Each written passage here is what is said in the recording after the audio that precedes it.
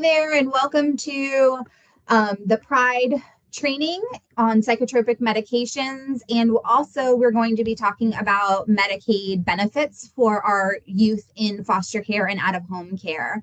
My name is Jessica Kinton, and I'm a clinical staffing coordinator with our clinical team at Partnership for Strong Families. First of all, I'd like to welcome each and every one of you as one of our foster or relative, non-relative caregivers to our team. We cannot do this without you, and we are so truly grateful to have you here. On your screen, you should be able to see our slides that says psychotropic medications. And so we are going to jump right into it. Throughout this slides, you should see several email addresses that will show up. Please note that we do intend to provide this to your trainers so that if you do have questions, you should have access to this. So feel free to ask your trainers for a copy of this presentation and any of the materials that are presented here today. All right. So during today's psychotropic medication and Medicaid benefits training, we are going to be discussing the definition of psychotropic medications, as well as your roles and our roles regarding medications that our children are given. And when we talk about medications, the medications that we are specifically going to be talking about are those medications that are designed to address mental health medications, mental health needs of our children.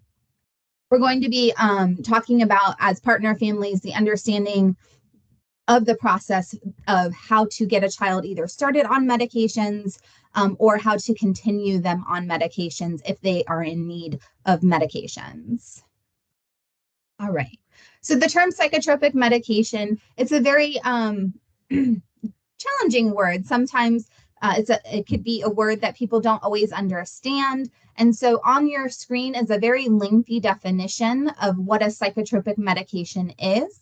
And to summarize it for you, a psychotropic medication to us means anything that is alters the mood or the behavior of our children.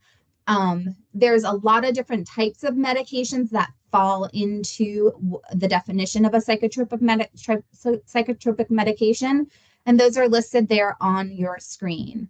I'm not going to go into each and every one of those types of medications because there are so very many of them.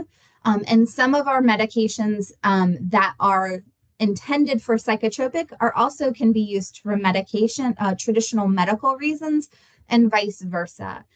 Some medications that were designed and developed for medical purposes can also be used for psychotropic medications. An example of that is the medication clonidine, which is a heart or blood pressure medication that psychotropic psychiatrists typically use to help reduce or calm a child's blood pressure down, which helps calm their mood down and help stabilize them mentally. So that just kind of gives you an example of it wasn't intended to be used as a psychotropic medication, but it does actually help stabilize their mood and their behaviors. So therefore, by our definition, it is being used as a psychotropic medication.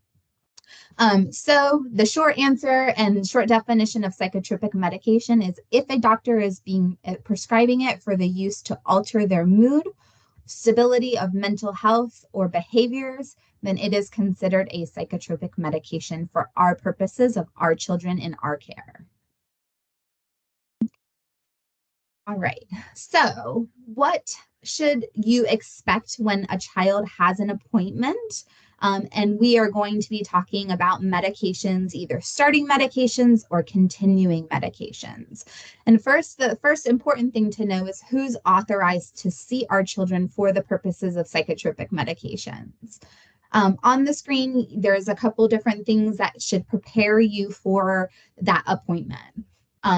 The doctor that your child should be seeing, our preference should be either a child psychiatrist or a psychiatric nurse practitioner, an APRN that specializes in psychiatry.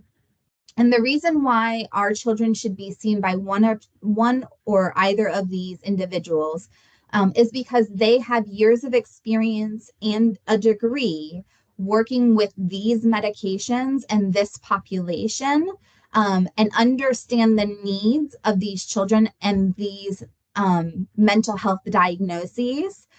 A pediatrician does not necessarily have the years of experience in schooling that allows them to be able to manage the ongoing needs of our children with these mental health conditions. They may have taken a semester in it, but they don't have the extensive knowledge that a psychiatrist or a psychiatric nurse practitioner does.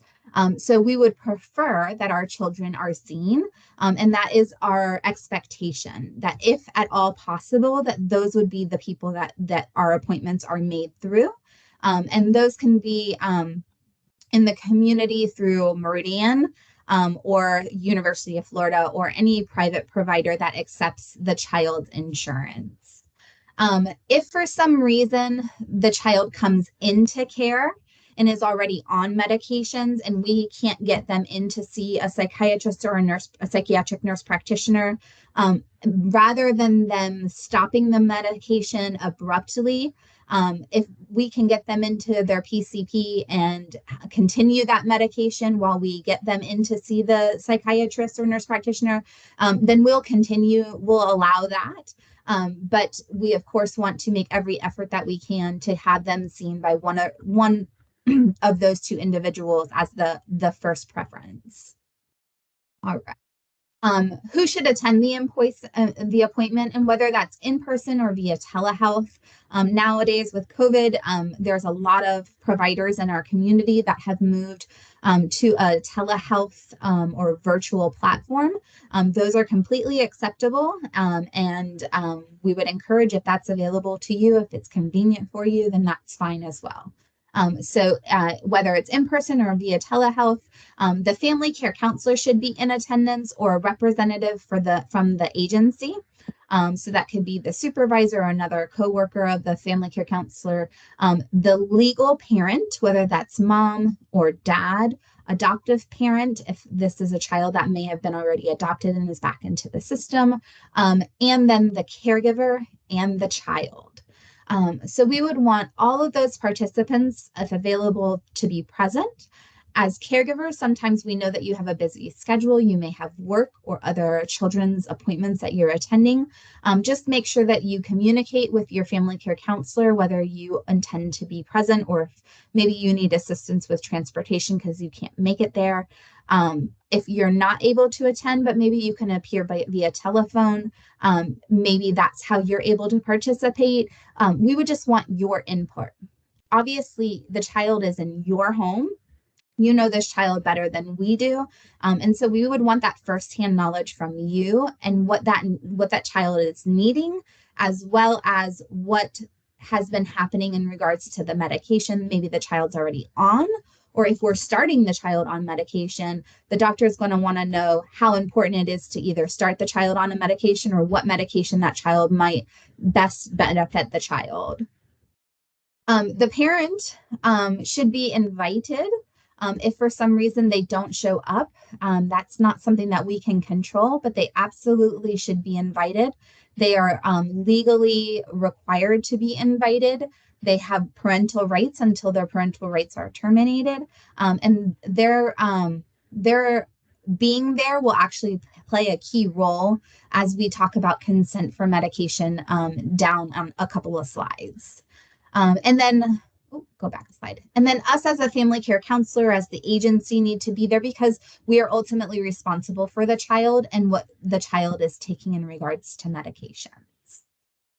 In regards to what you should expect for the appointment, the psychiatrist or nurse practitioner is going to speak with all of the persons that are there. That means you as the caregiver, the child even, and then the family care counselor to talk about what's been going on with that child, behaviors, any allergies or known medical conditions, any history of mental illness in the family, anything that it might be relevant to what is going on with that child, and how that might incorporate into the treatment of that child.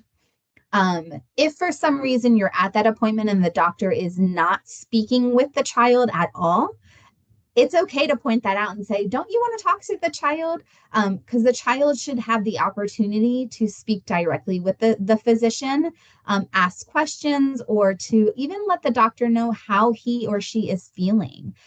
Whether the medication is working for them or if they feel like, hey, I don't like the medication, especially for an older child, and especially for a child that is able to adequately express their moods and their feelings and their thoughts. During that visit, the psychiatrist or nurse practitioner should be filling out the 5339, also referred to as a physician's medical report. You will hear those interchangeably used, a 5339 or a PMR, physician's medical report. They will fill that report out, and we will cover that report in, I think, the next slide. I'll show you an example of that. And that report just covers what's being prescribed, how it's being prescribed, and then the consent for the medication. The family care counselor will also obtain consent for that medication, and that really is just the documentation of the consent, not that the family care counselor is the one that's obtaining it. We're just documenting the consent. The doctor and the parent are the ones that are actually the ones discussing the consent. And then the psychiatrist may order some lab work, some blood work, urine analysis, depending on the medication of that is being prescribed.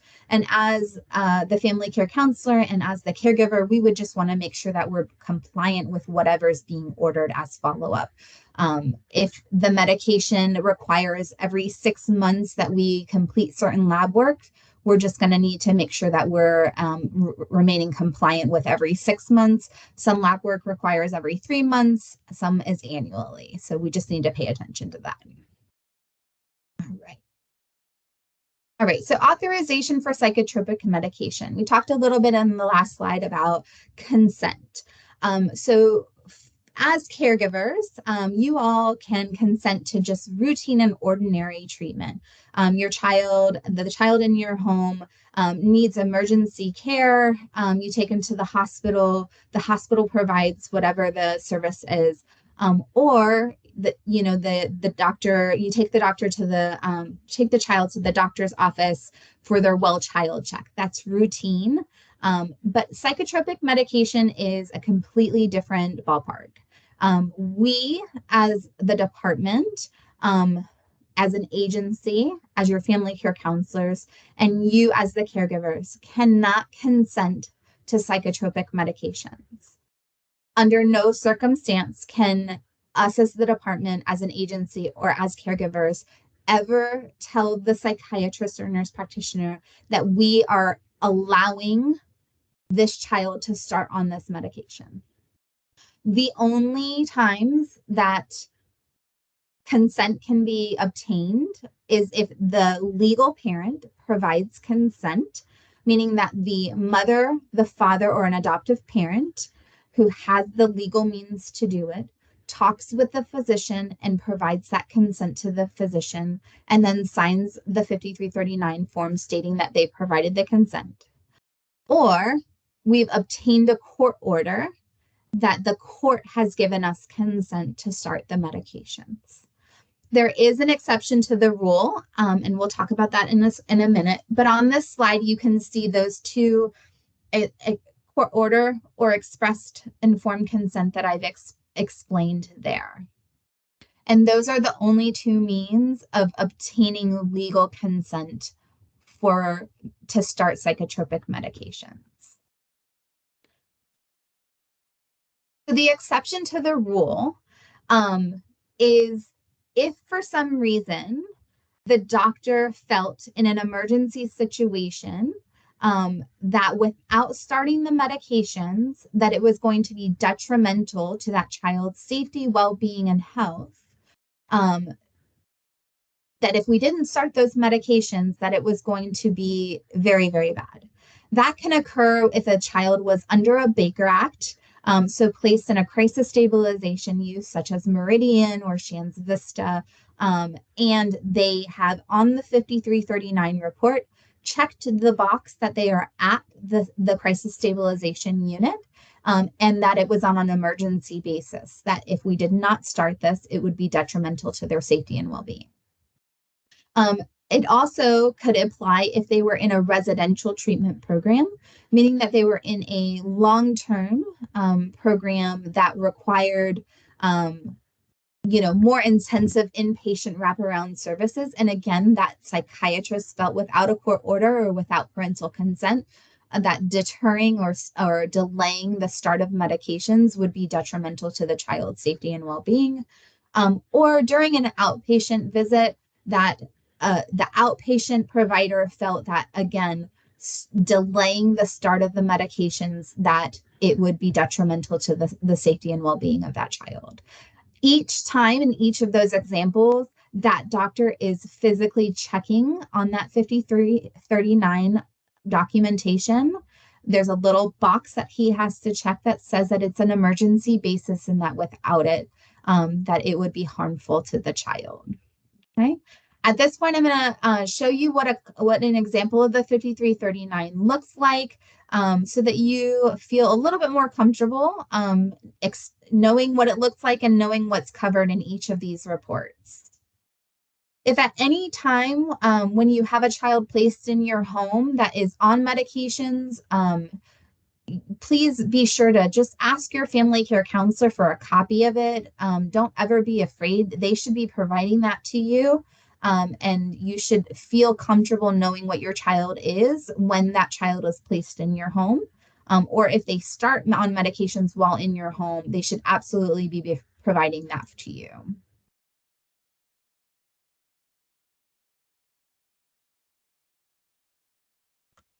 So on my screen, let me see if I can a little bigger for you. So on my screen is a copy of the 5339 medical report. The first page is just notifications to the physician, so that the physician is aware of what he is signing and what he is filling out.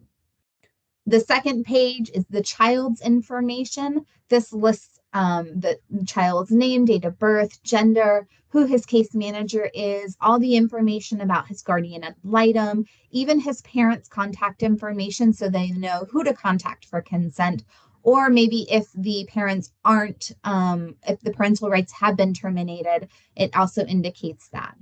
It lists out some information about whether reports have been provided to the doctor and if there's any significant history of that child's mental, educational, socialization, developmental history, as well as the family's history.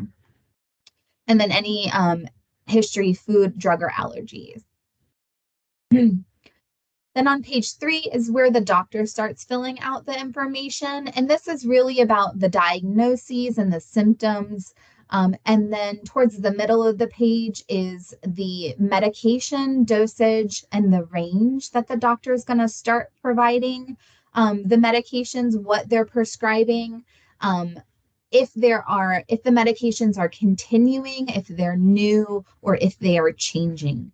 So if the child is continuing the medication, but maybe it's a new dosage, the doctor should be filling this out and indicating that there. Or maybe they're changing the dosage or changing the medication completely and discontinuing one, but adding another. The doctor should be updating these each and every time that those medications are changed, either stopped, started, or changed. The doctor should also be listing any side effects and that the child should be monitored for, and then also how often they should be monitored for.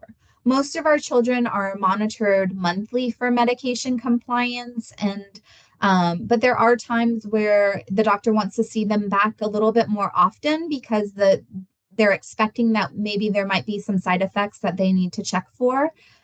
Or they're expecting that we might need to titrate them up. Titrating up or down means that they're having to add or reduce the medication dosage by a certain amount to reach a therapeutic level. All right. So then the next page is that lab work that I was discussing. At the top, the doctor may indicate that there is no lab work, or they may indicate the different types of lab work. And you can see that there are various ones there. All right. And then at the bottom here, I'm going to focus on the right side of the page at the bottom. It says certification of significant harm. That is the box or the section that I was indicating during that exception to the rule. If they're in the Baker Act or the residential program or in that outpatient setting where it's an emergency and we need to start the medication because it's detrimental or is harmful, that is where the doctor would indicate that and check that box to begin that without having that court order or parents' consent at that time. And at this point, I'm going to just preface by saying it doesn't stop us from getting those items. We still have to follow up and get either the consent from the parents or the court order. It just means that we can start the medications without having those things initially. We have a time frame in which we then have to follow up with getting those things. So know that we still have work on our end as the family care counselors to do. Okay. And then as we continue down the page, this is where the doctor certifies that, yes, the child actually needs these medications and that they are a physician that is certified to prescribe these medications. And then this last page here is the family care counselor's responsibility to obtain the parent's consent, the written portion of the consent. And as you can see here, it's the parent will actually check whether or not they were present for the appointment, whether they appeared via telephone, whether they spoke to the physician, whether they consent or whether they don't consent. And that's right. A parent has the ability and the right to not consent to medications. And that has happened. And that's why we also have a court system that if a parent does not consent, we can always come and present this document to the court. And then the court will make a ruling on whether or not the medications are needed. And there may be a hearing associated with this. Okay.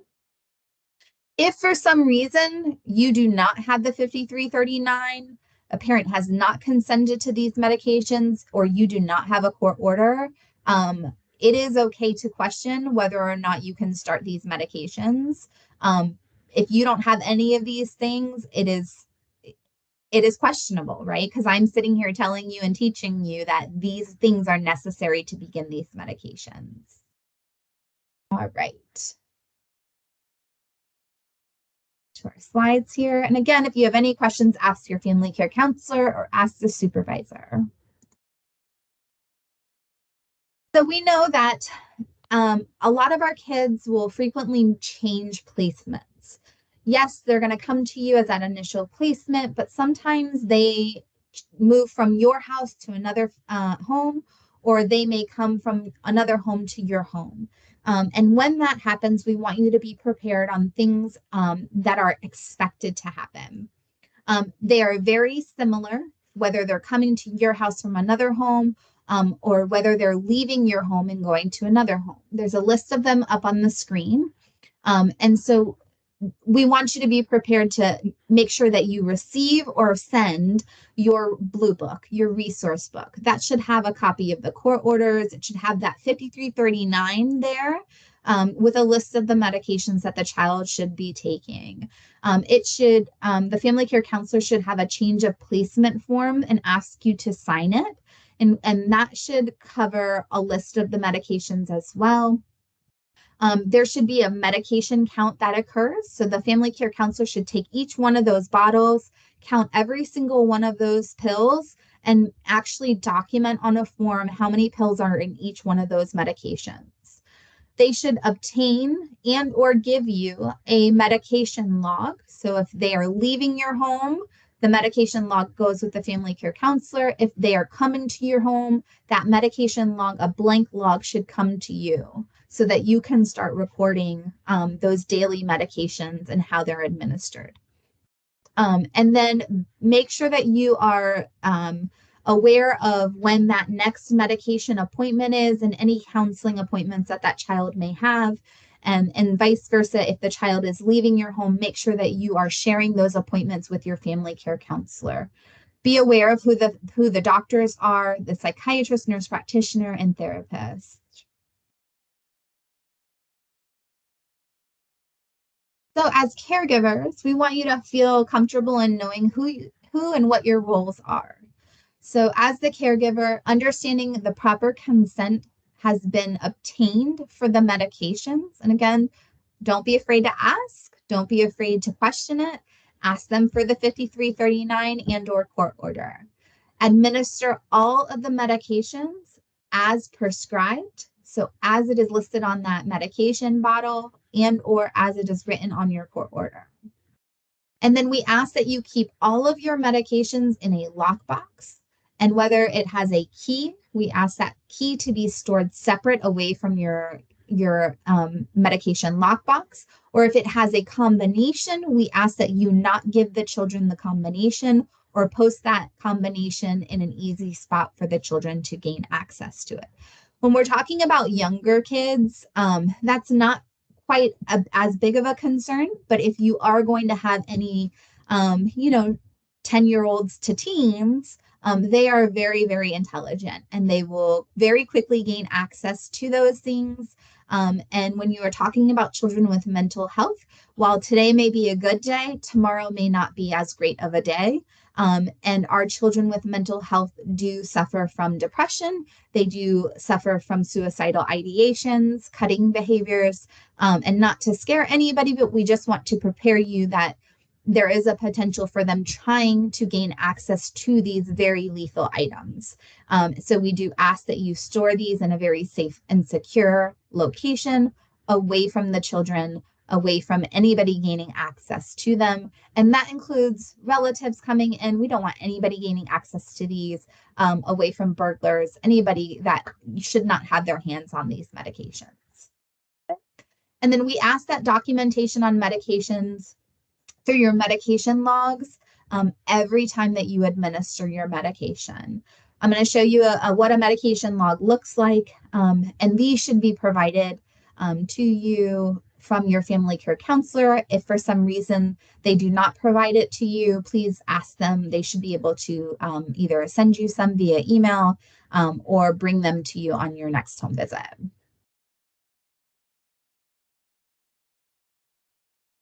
So here is an example of, or here is the medication log. So you can see here, you have your child's information, your family care counselor, and your physician where you would write it down. Name, date of birth, case name, date of birth, who you are as a caregiver, and then the month and the year of which you're filling out the log. On the left-hand column over here would be the name of the medication, the time in which you administer it. It doesn't have to be a specific time, but for example, most medications usually are administered either AM, PM, or maybe noontime, and the dosage. So for example, I have a child on Abilify 10 milligrams in the morning. So that first slot, I would have Abilify AM dosage would be 10 milligrams. And then I would want to initial for each of those days as I'm administering it. So on January 1st, I am selecting initialing January 1st, and so on through the rest of the month. At the end of the month, on the very next, I can either scan it and send it to my family care counselor, or on that next visit, I just make sure I give it to her. I'm going to always keep a copy for myself, for my records, keep it in the blue book. So that way there's a copy of it. Once that child leaves, it can go with them in their blue book. So.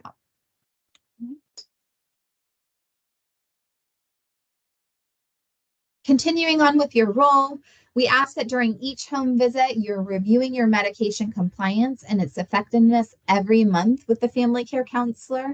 How is it working or is it not working? If your child is on a medication that's helping them to sleep, or it's supposed to be helping them to fall asleep, but yet that child isn't going to sleep till 1 a.m., then why is that child on the medication? If it's not working, then maybe we need to get a new appointment or an earlier appointment so that we can readdress that medication with the doctor. Not all medications that are intended to do its job actually work with that child's body composition. And there are things that actually do the opposite. So we want to make sure that if it's not working, that we address it timely and not let it linger. And then sometimes side effects can occur.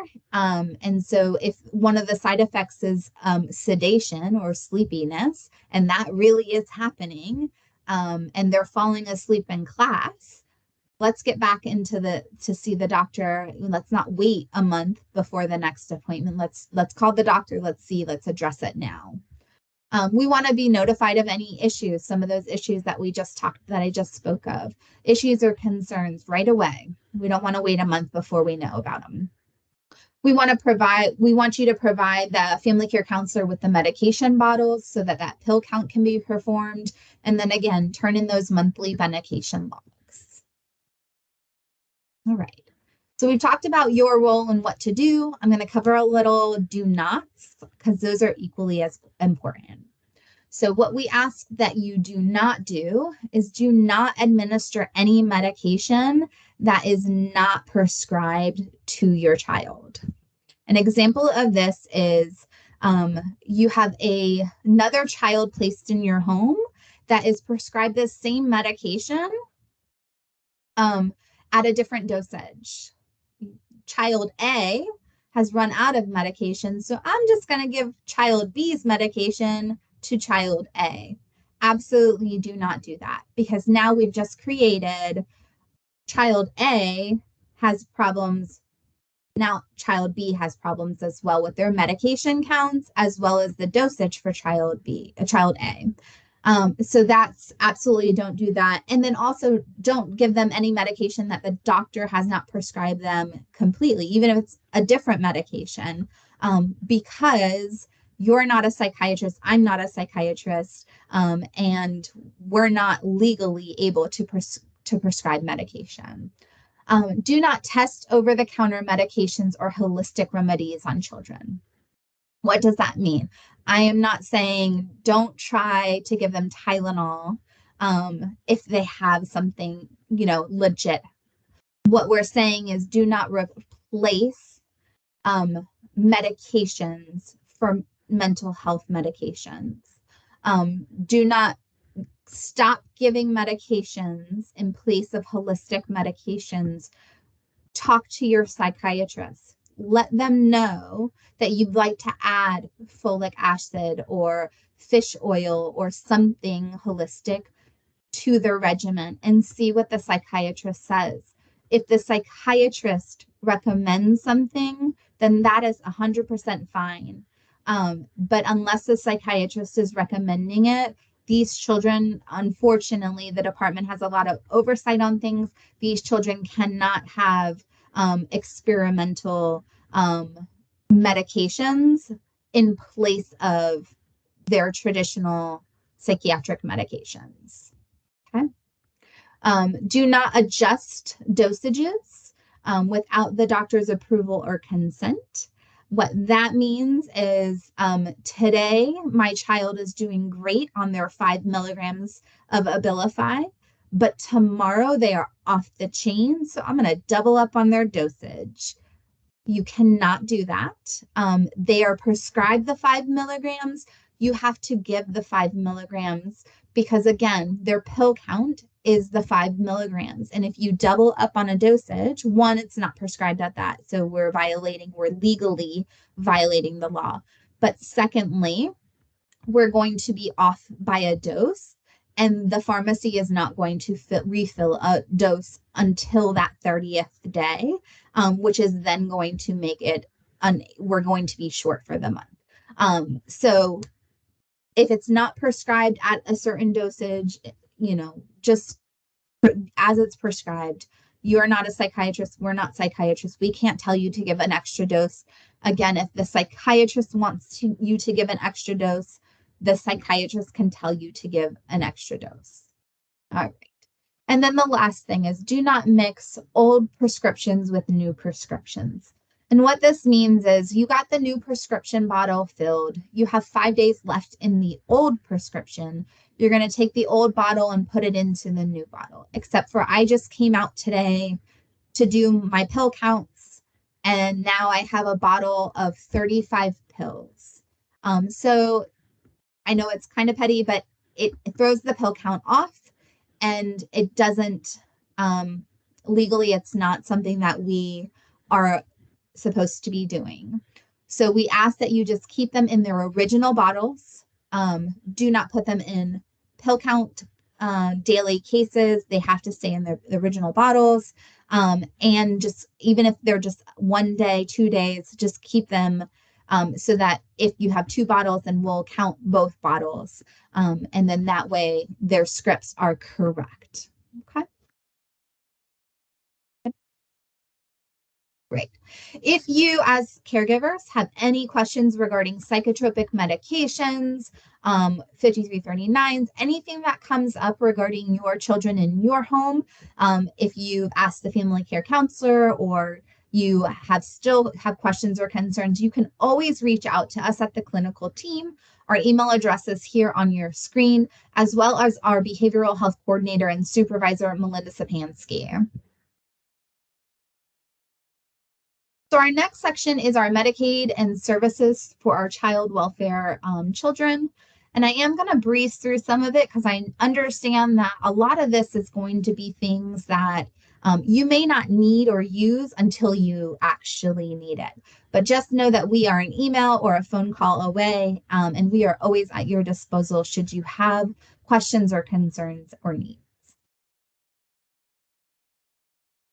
So in Florida, we have one large Florida Medicaid system. However, that hasn't always been the case, and it used to be a little bit chaotic. So in the state of Florida, there are 19 entitlement programs. We're start that over. How about that? State's Title 19 entitlement program. We were privatized as Medicaid, the MMA plan, and we here in our area, we have 5 medical plans total. United Humana Simply Healthcare, which covers only Madison and Taylor counties that are in our service area. Children's Medical Services, which is CMS, which is covered by Sunshine, and then our Straight Sunshine plan, which incorporates Sunshine State Health Plan and our Child Welfare Specialty Plan. We have 3 dental plans here in our area: Liberty, MCNA, and Dental Quest. And then the vast majority of our kids are going to be on either Sunshine or Children's Medical Services. And we're going to get into our Child Welfare Specialty Plan here in a minute, because that's the majority of our kids are on. And you're going to find a lot of our benefits to be extremely helpful, I think, to you as caregivers. But before we do that, I'll tell you a little bit about the background and how we got here and why it's so important and how we can work as a team to ensure the well-being of our children who are on the Medicaid plans. All right. So over the past years, we have shown that our children in the foster care system have a significant abuse history, trauma history, but they also have a greater mental health and behavioral health need. We recognized that there was a need for one statewide system that covered the entire state of Florida and could transition with our children regardless of where they were placed. We were finding that one day a child might be placed here in Gainesville, and then the next day they would be placed down in Miami with their grandmother, and all of their services had to be restarted because their insurance had to be completely changed. The plan that they had here didn't apply to their plan down in Miami, and so we were having to start completely new, completely fresh. And it was very discouraging. And then that placement would disrupt. The child would be back up here in Gainesville, and we would have to start all over again. So they got together, a group of people got together and decided to contact Sunshine Health. And Sunshine agreed to bid for a statewide plan, which is known right now as a Child Welfare Specialty Plan through Sunshine. And in May 2014, it became the single statewide plan for the children in foster care. Sunshine, along with community-based care integrated health, also known as CBCIH, which they became kind of like an intermediator. Am I saying that right? Probably not. Sorry. Maybe a mediator. There we go. They help us as your lead agency communicate with Sunshine, and together collaboratively, we all three agencies work together to identify gaps in services, identify needs for our specific children, make sure that we can get our children the services quickly, efficiently, make sure that they support what is actually needed. Our children are important to us. And we were finding that all of these children were just falling through the gaps. They were moving around too much. And so all of us together, the clinical team, CBCIH and Sunshine, we are working so hard together to make sure that all of your children in your homes and all of our children, which are the same children, have everything that they need to be as successful as possible, and that you as caregivers have the support that you need to be able to care for them adequately. Okay. So there are several advantages to having this child welfare specialty plan in place. And one of that is we get to share data amongst the entire state of Florida. We used to just be able to look at our counties and here, this is our service area. But in reality, now we get to look at all across Florida, what's happening. We get to look at gaps in services and say, hey, Dixie County, we don't have any providers in Dixie County. Let's recruit for service providers in Dixie County. We know that that's a need, right? Or Taylor County, like let's start recruiting there. And so we really try our best with what we know and what data has been shared to find and recruit and to fill the holes and recognize the needs of our specific kids throughout the state of Florida. And then not only that, but for our kids in partnership. So we are working very, very closely with both Sunshine and CBCIH to really care for our kids. And the list of each of these agencies, but I'm breezing through some of this because I think that it's things that I'm talking about already. But I really think that for the most part, the things that you guys need to know that what we're doing and how we're doing it is we're supporting you.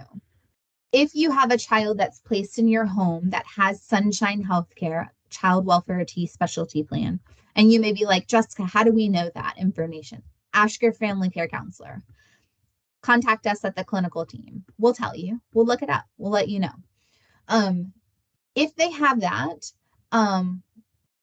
then just know this. The vast majority of the services that they are going to need are going to be covered. Trips to the routine medical care services, immunizations, emergency services, trips to the ER, everything that they are going to need for the vast majority is going to be covered. So I put up a list of covered services that are up there. I'm not expecting you all to remember these, but just know the vast majority of the services that they need are going to be covered. It's going to be those other things, right? Those extraordinary things that aren't routine, that might need some pre-authorized approvals from Sunshine. And your doctors typically know about this and will contact Sunshine for those pre-authorized. But if you ever have a question, just reach out to us. We'll be sure to look it up, and we'll be sure to help you. Okay. But for those day-to-day normal things, you're not going to get a bill for things. And if you do get a bill for things, reach out to us and let us know. Okay. For your teens and for your children that have mental health and behavioral health needs, um, mental health counseling, prescriptions, substance abuse treatment, all of those things are covered for our kids. Dental cleanings, routine dental care, not braces, but routine dental cleaning and dental services are covered. Trips to the ER via the ambulance, I believe, is also covered. So there's a lot of services there that are covered. Transportation, I'm going to talk a little bit about that because I think that it's also important for you as caregivers.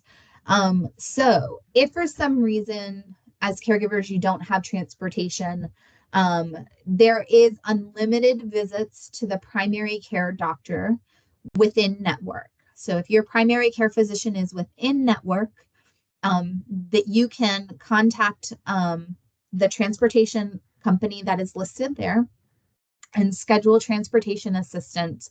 They have a bus that comes, med bus that comes and will pick you up and take you to your doctor's appointment. It is an all-day event. They will pick you up and get you to your appointment and then transport you home. It is you as the caregiver and your child. So if you have other children, you can't have them with you on the bus.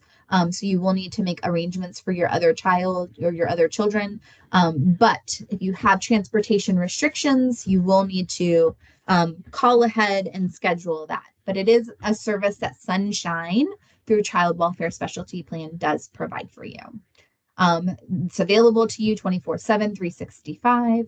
And then there is some additional mileage reimbursement if you're providing transportation for an extended length of travel for some services that are outside of your immediate transportation needs.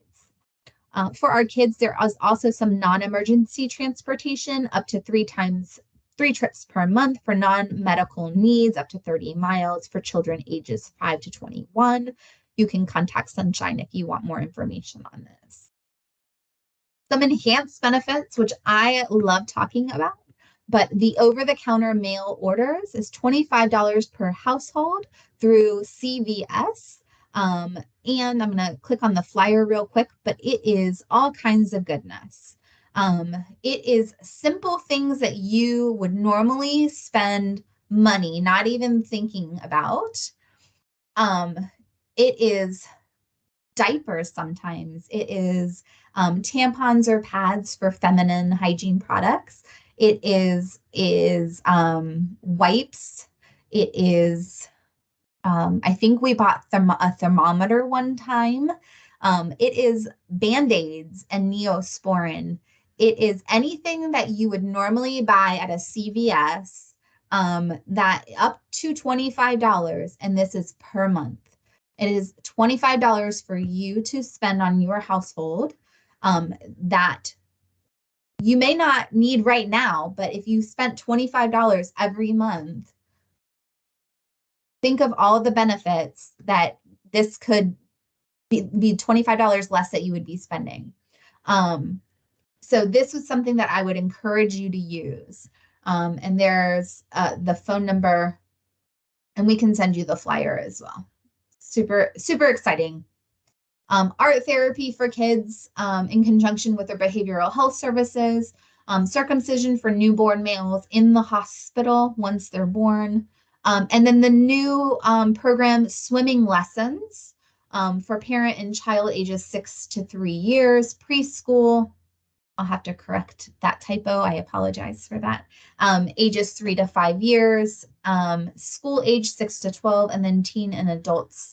And then here's the flyer on that.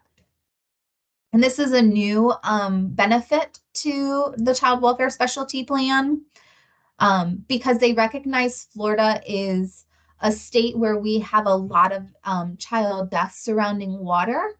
And they really wanted to provide as much education surrounding child safety and water safety. I think in our area, a vast majority of the vouchers that are provided through Sunshine are YMCA. It's not for those advanced classes, but it is for those beginning classes on swim lessons. And we would contact Sunshine and we would get the voucher. So, added bonus, less money that you would have to pay out of pocket for those things. Sorry, I skipped a couple of slides. Okay. All right. So if for some reason your child requires, let's say, a trip down to Miami from this area for a specialty surgery, it's more than $150 miles away. There could be medical food and lodging reimbursement for those things. It would have to be pre-approved through Sunshine. CVS discount programs, 20% off of CVS brand products. You would need to have, I believe it's the Medicaid card or number. There is some life skills development for youth 12 and older with development disabilities. And then there is, for children that are aging out of our care, there is a transition assistance program that pays up to one-time $500 for some household items like a microwave or like dishes and things like that to help them transition into a young adulthood. Benefits, continuing, they do have a nurse line that is available to you. I'm not going to click on the flyer, but basically, if you're questioning whether or not you need to take a child to the ER versus let's talk to a nurse and get some advice, they are available to you 24/7. You can call that line and talk directly with a nurse, or you might get a call back from a nurse to ask a quick question. Or they may say, hey, this sounds like you need to go to the ER, but they are available to you. So that's an added benefit of Sunshine. And then the two at the bottom are, again, two very important benefits for caregivers to know about.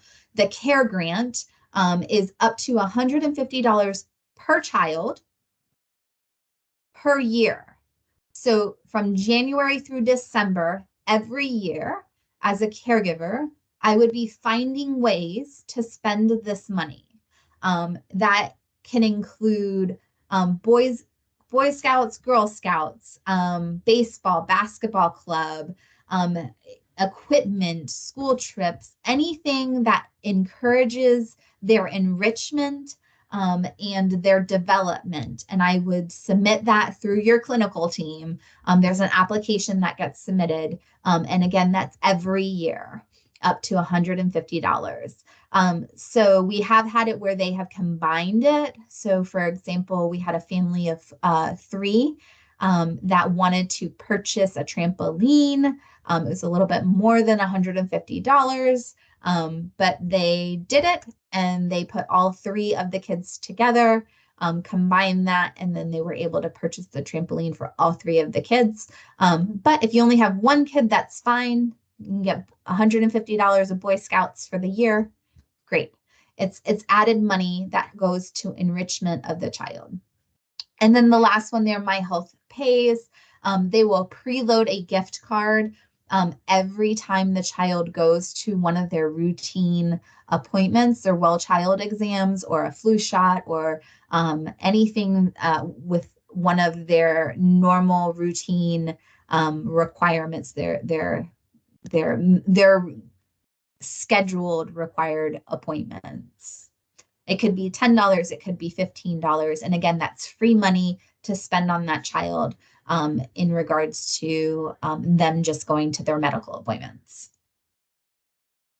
Getting services authorized. Again, I'm going to breeze right through this because if you need it, just contact us. But basically, for those services that you do need to get pre-authorized, just know that before you go in for the service, we will need to contact Sunshine. Your doctor should know already that they need to reach out for that pre-authorization and get that pre-approved before they provide that service.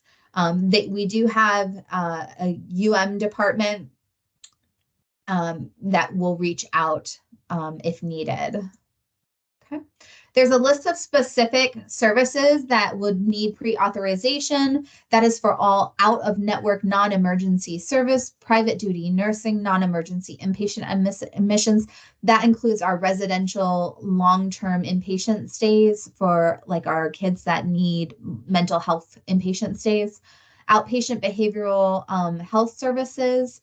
That is for select, not our traditional community behavioral health like Meridian, that does not need it, but for some additional other not in-network providers.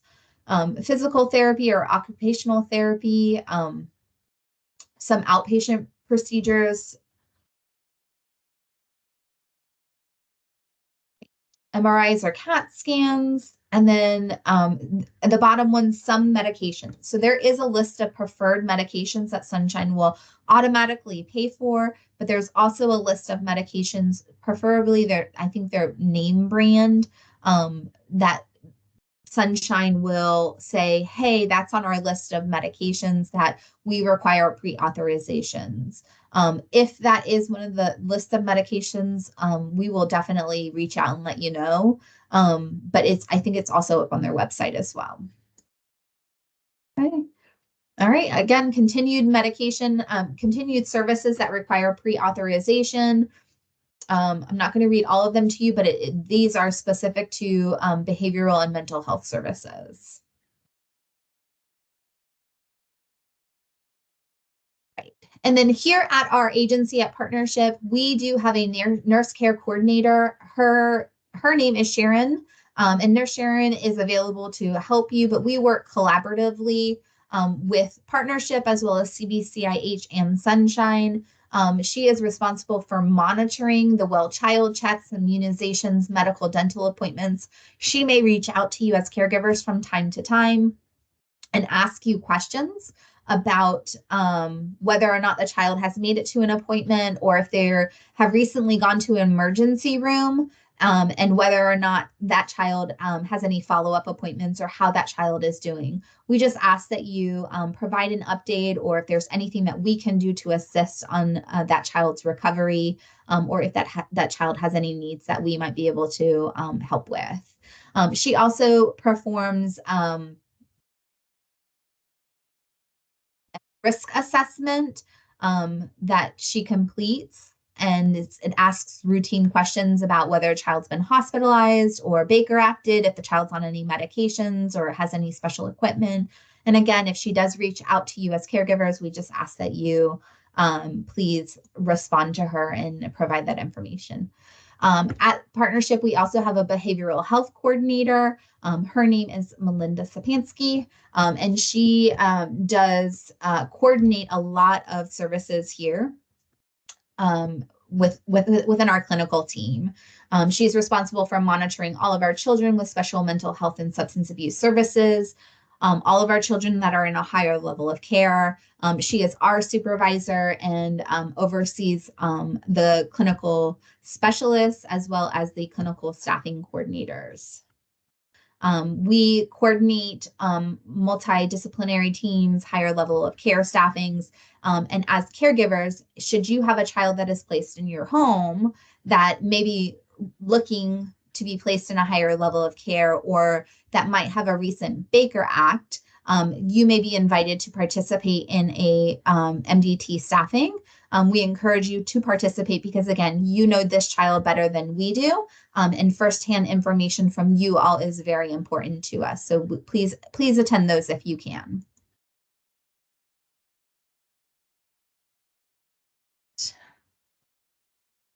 So we do monitor data, specifically the data regarding those higher level of care staffings, and provide data back to Sunshine and CBCIH as to those children. And again, that information sharing is very, very critical so that we can make sure that we are meeting the needs of the children in our system.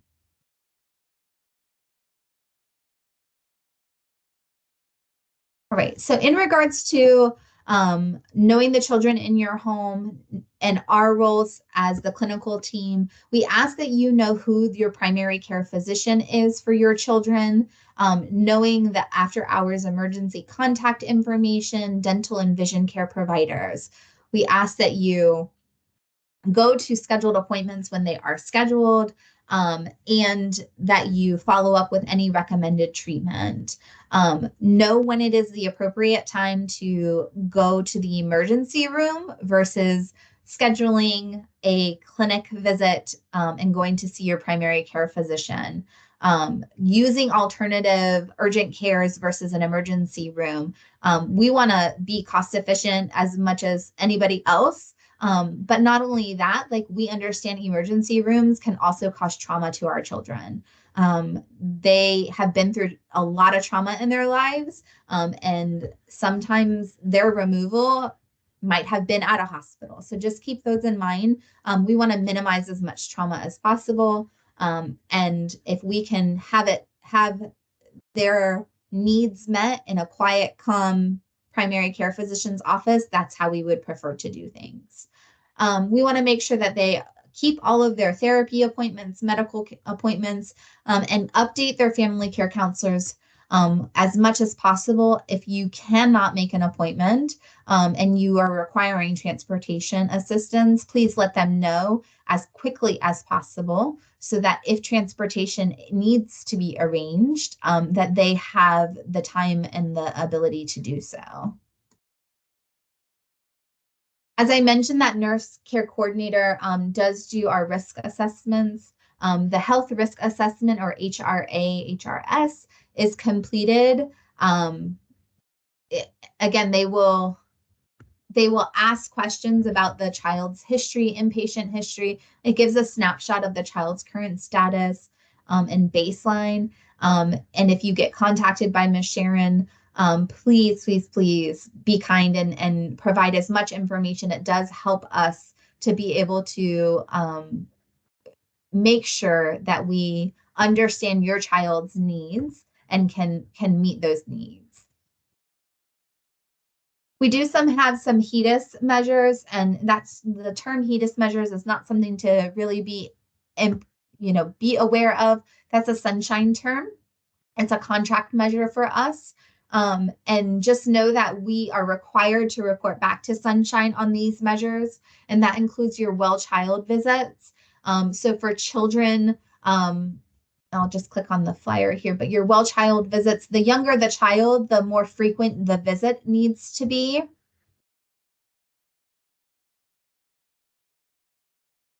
So your 1 month, 2 month, 4 month, 6 month, 12 month, 15 month, and then it goes to yearly thereafter. So all of those measures we are measuring, we are being looked at and making sure that the child is being seen for their well child visits. Immunizations, making sure that the child gets their immunizations unless there is an exemption, and that exemption is documented. Making sure that they get their annual dental exam. For us at Partnership, it's every 6 months after the age of 2. So this says annually, that's Sunshine's requirement, but for Partnership, we're getting it more often. Our children should be seen every 6 months. All right. All right. Is there any other I missed? I don't think so. Sunshine's information and website is on the screen. But again, if you have any other questions or concerns, you can always reach out to the clinical team at clinical@pfsf.org. And again, your trainers will have all of the information that has been covered today. Thank you so very much for joining me. Again, my name is Jessica Kinton from the clinical team, and I appreciate your time. Thank you so very much and have a great day.